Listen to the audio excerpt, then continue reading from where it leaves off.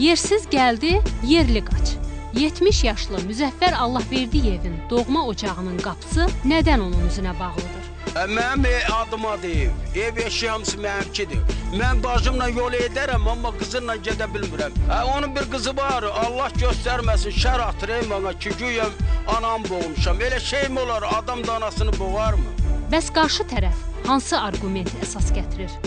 Özə şizofrenikdir bu. Bu gecələr yatır. Üzr istəyirəm, yaxıb. Onun maskasıdır, bununla şəkli də var. Aha, keçin. Axan, mən burada ol-ola sizə heç kim xanım, yox, mən bilmirəm. Belə olan təqdirdə qanun nə deyir? Mən evimdə oyuncaq düzəldirəm sənə nə?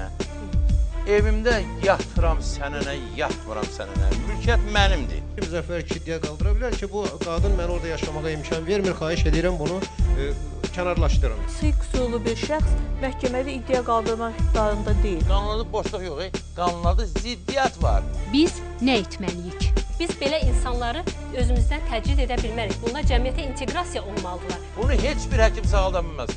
Belə xəstələr cəmiyyət sağaltmalıdır. Bunun kimə nə ziyan var?